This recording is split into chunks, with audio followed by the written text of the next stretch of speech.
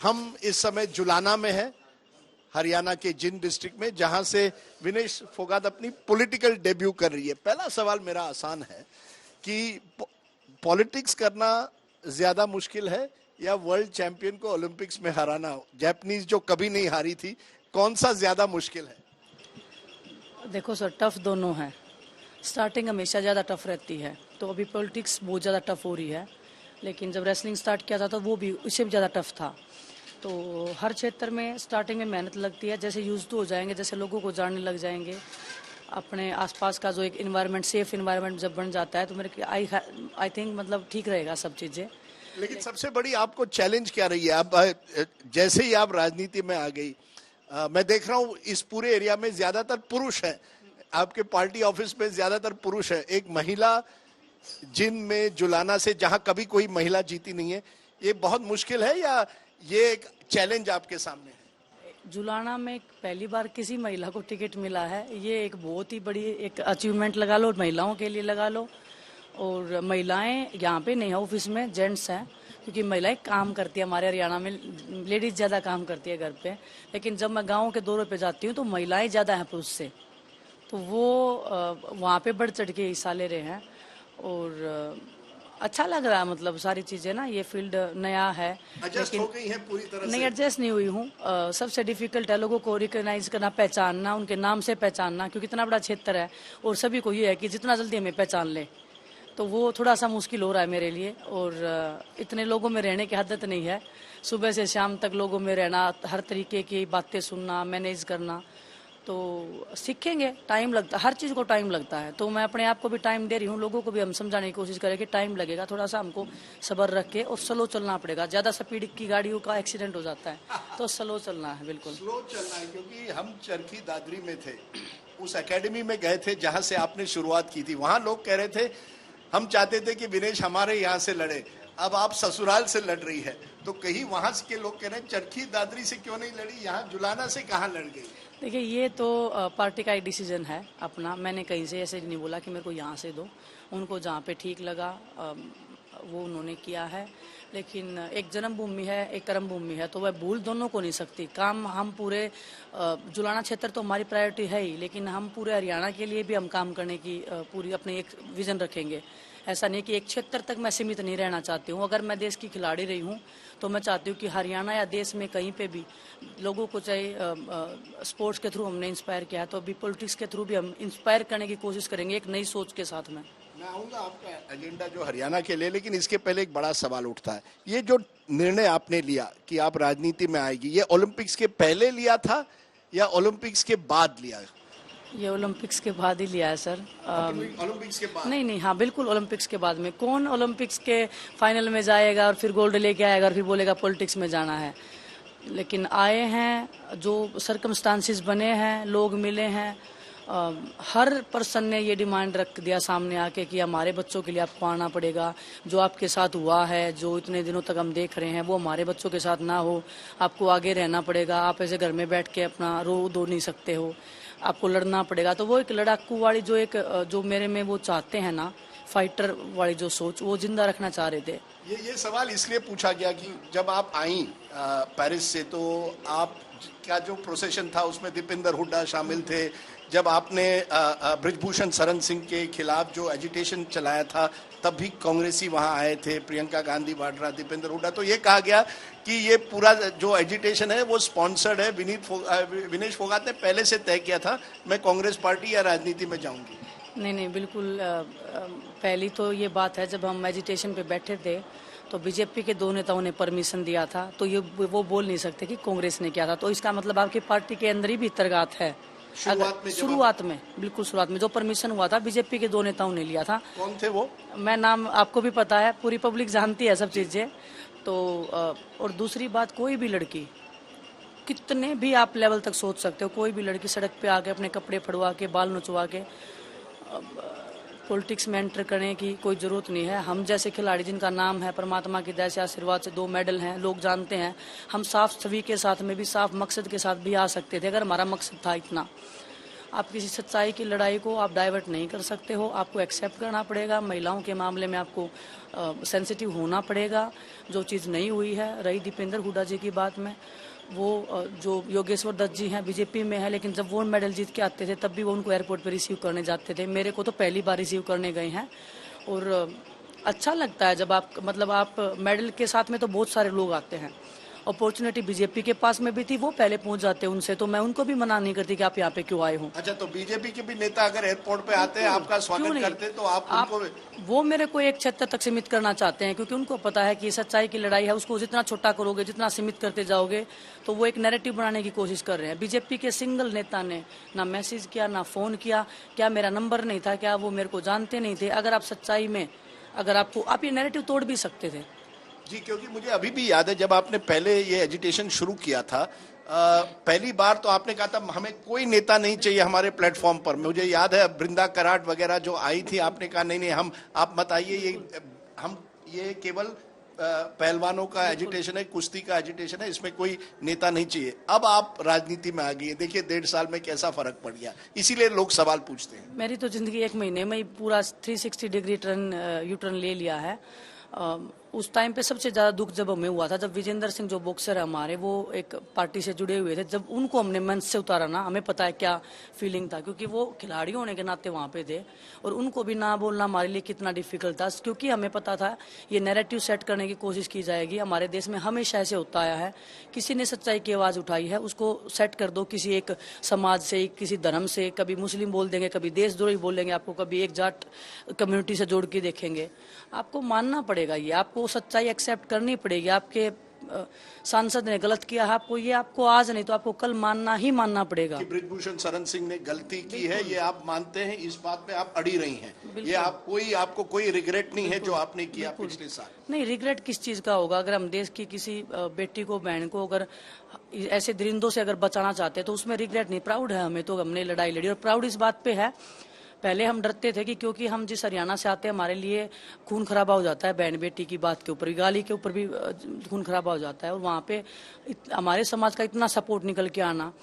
अब बहुत सारे लोग बोलते हैं कि नहीं अभी लड़कियां डरने लगी है, मैं नहीं मानती कि लड़कियां डरने लगी। अभी माँ बाप जो है ना इतने केयरफुल हो गए हैं, और होना भी चाहिए, क्यों नहीं होना चाहिए? आपको पता होना चाहिए आपकी बेटी, आपके बेटे कहाँ जा रहे हैं, किसके साथ में है, क्योंकि माहौल बिल्कुल डिफरेंट है आज का। और लेकिन आपने कुछ बड़ी बातें कही, इससे एक बात जुड़ जाती है, आपके जो विरोधी खास करके बीजेपी या बृजभूषण शरण सिंह कहेंगे अब विनेश फोगाट देश की बेटी नहीं है, कांग्रेस की बेटी है, और इस वजह से आपका जो आंदोलन था वो थोड़ा कमजोर होगा। साक्षी मलिक शामिल नहीं हुई है, उनको भी न्योता था, राजनीति में आए, उन्होंने कहा नहीं नहीं मैं नहीं आना चाहती। क्या कहीं ना कहीं आपको लगता है जो आपका निर्णय है उससे आपका आंदोलन जो था, जो आपने महिलाओं के लिए उठाया था, वो कमजोर हो गया? नहीं, बिल्कुल, देखो इसमें कमजोर नहीं हो सकता, मैं इस चीज को कमजोर नहीं मानती हूँ। अगर आपने सड़क पे लड़ाई लड़के देखी, क्या मिला आपको? आपकी बेइज्जती के, अपमान के, कपड़े फाड़ने के अलावा कुछ भी नहीं मिला। ओलंपिक्स तक मैंने जाके देख लिया, मिला क्या इंसाफ? नहीं मिला ना। कहाँ मिलेगा इंसाफ? ये मजबूरियां हैं, आपको मानना पड़ेगा। ये हर लड़की की कोई भी लड़की कभी भी कोई जिंदगी में ऐसे कदम उठाती है जिसको लोग अचंभित होते हैं। और मेरा ऐसा मानना है कि हमारा जो ये पॉलिटिकल है, या मुझे नहीं पता समाज का है, स्ट्रॉन्ग महिलाओं को पसंद नहीं करता है, जो अपने लिए आवाज उठाती है या अपने सामाजिक ताने बाने के लिए आवाज उठाती है। उनको ऐसे लगता है ये कैसे कर सकते हैं। रही बात कांग्रेस पार्टी की, उस टाइम पे उसके बाद में जब एजिटेशन दोबारा हम बैठे हैं, 4 महीने खून के आंसू रो के, हमने बीजेपी पार्टी को हमने पूरा मौका दिया कि आप अपने सांसद के खिलाफ में एक्शन लो। जब कुछ भी एक्शन लिया, उनके साथ में पूरी पार्टी बैठ गई हमें झूठा साबित करने के लिए। दोबारा से जब हम बैठे तो सिर्फ कांग्रेस नहीं आई थी वहां पे।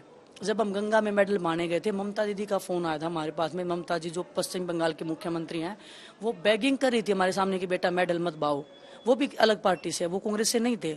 आम आदमी पार्टी के जो केजरीवाल जी हैं, वो हमारे एजिटेशन में आए थे। कितने बड़े पॉलिटिशियन थे, हर जगह से लोग आए थे। तो आप एक जगह पे सेट नहीं कर सकते उस चीज को कि ये प्री प्लान था। कभी आप बोलोगे मुस्लिम है इसलिए बोल रहे हैं, कभी आप बोलोगे ये पाकिस्तान से आए इसलिए बोल रहे हैं, कभी बोलोगे खालिस्तानी है।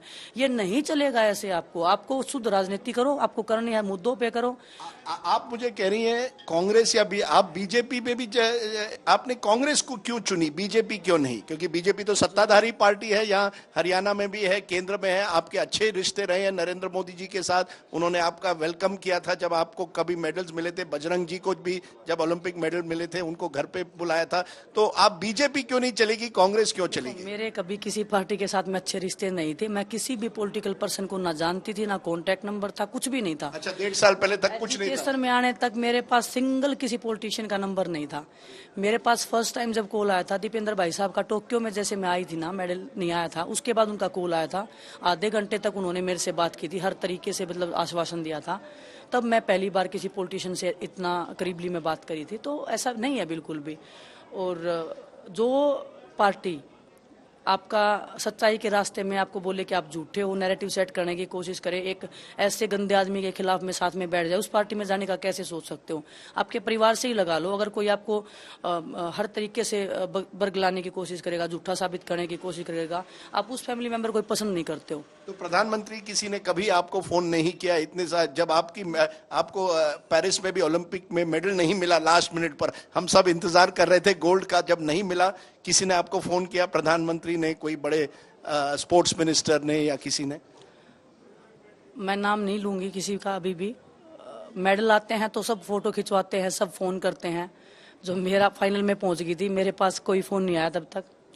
उसके बाद आया, कहीं से फोन आया कि ऐसे ऐसे हम करेंगे, लेकिन मैं अपनी भावनाओं के साथ में ऐसे पब्लिकली मजाक नहीं बनवाना चाहती थी। अगर आप में सच में संवेदनाएं हैं तो आप सोशल मीडिया पे प्रचार करने की बजाय अगर आप साइलेंटली अगर एक फोन करके बोलते कि बेटा हम आपके साथ में हैं, मेरे लिए वो इनफ था।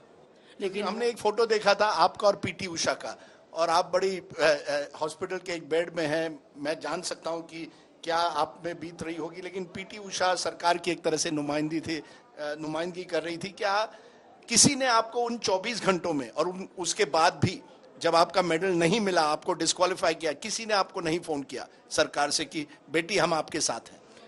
नहीं, बिल्कुल नहीं। और पीटी उषा मैम की जो बात है, बचपन से उनकी कहानियां सुनते आए हैं, उड़न परी के नाम से बचपन से सुनते आए हैं। कोई ऐसी, और मेरे को नहीं लगता पूरे देश में कोई ऐसा बच्चा होगा जो नहीं जानता होगा पीटी उषा मैम को। लेकिन जो एजिटेशन हमने स्टार्टिंग से स्टार्ट किया है, उसकी रिपोर्ट का है, जो उन्होंने कमेटी बनाई थी, आज तक पता है आपको रिपोर्ट्स कहाँ हैं? वो जिम्मेदारी तो उन्हीं की है ना।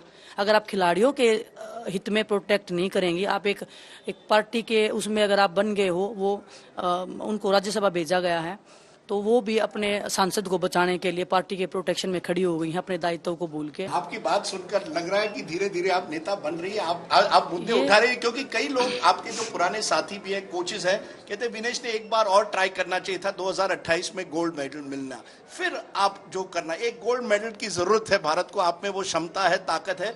आप अगर पॉलिटिक्स में नहीं जाती तो शायद आपको 2028 में भी मेडल मिल सकता है। ये कोई गुड्डे गुडियों का खेल नहीं है कि आपने बोल दिया मैंने कर लिया। मेरे दिल तक आवाज आनी चाहिए, मेरी बॉडी को साथ देना चाहिए। कोई खिलाड़ी 3 ओलंपिक से जब ऐसे आ जाता है, आप शायद कोई खिलाड़ी के अलावा ये भावना समझ नहीं सकता है। जिस सिचुएशन से मैं निकल के आई हूँ, मेरे को पता है इमोशनली उस चीज से कोप अप करना बहुत ही ज्यादा अलग लेवल पे डिफिकल्ट है। रही बात जिंदगी में परमात्मा ने, मैं बहुत डेस्टिनी वाली लड़की हूँ, मैं मानती हूँ बहुत ज्यादा। परमात्मा ने जो कहीं पे लिख रखा होगा, कुछ भी, चाहे पॉलिटिक्स में है, चाहे रेसलिंग में है, चाहे और क्षेत्र में है, मैं वहां पे जाऊंगी। मेरे लिए जो रास्ता होगा परमात्मा ने बना रखा है, मेरे को अपना काम करना। नहीं कर रही कि 2028 में आप किसी चीज को आप वापस आ सकती है, कुछ नहीं कर सकती? मैं नहीं आऊंगी कहीं पे भी वापस। फुल रिटायरमेंट परमात्मा मेरे को कहीं पे, परमात्मा कहे कि विनेश जी आप लॉस एंजलिस चले जाइए। कोई भी खिलाड़ी ओलंपिक्स में जाके, फाइनल्स में जाके ऐसे आ सकता है, तो मैं मानती हूँ ये मेरी डेस्टिनी है। आखिरी सवाल, हम लोग आपकी एकेडमी गए थे, वहां एक बड़ी अच्छी एक यंग रेसलर मिली, नेहा सांगवान था उनका, और कई कह रहे हैं वो अगली विनेश फोगाट बन सकते हैं। तो आप बड़े इंस्पिरेशन बन गए हैं एक कंप्लीट जनरेशन के लिए। क्या कहेंगी कैमरा को देखकर, जो नई पीढ़ी आ रही, जो ओलंपिक्स करना चाहती है, क्या कहेंगी महिलाओं को? देखिए, हर क्षेत्र में महिलाओं के लिए बहुत डिफिकल्टीज होती है, स्टार्टिंग से लेकर एंड तक। कोई ये ना सोचे ओलंपिक्स में पहुंच गया तो उसके लिए सब आसान हो जाता है। हर जगह पे लड़ाई, हर मोड़ पे लड़ाई है। आपको अपनी मेहनत पे विश्वास रखना पड़ेगा, आपको अपने सपनों पे विश्वास रखना पड़ेगा। बाहर की नॉइज को कैंसिल करके अपने अंदर की आत्मा से पूछो कि आप क्या कर सकते हो, और दिन रात मेहनत करके जब शाम को आपको सो, तो आपको ये होना चाहिए कि हाँ, मैं जो बनना चाहती हूँ उसके लिए मैंने आज मेहनत की है पूरी। और परमात्मा पे विश्वास रखो, अपनी मेहनत पे विश्वास होना चाहिए बस। मैं जानता हूँ कि बाहर नॉइज बहुत हो रहा है, लोग आपका इंतजार कर रहे हैं, और मैं जानता हूँ कि आपने उनको बहुत वो आपको बहुत चाहते हैं। I wish you all the best Vinesh Phogat. ये बड़ा फाइट है आपका, और मैं आपको और आपके इस पूरे कैंपेन को हम बड़े बारीकी से देखते रहेंगे।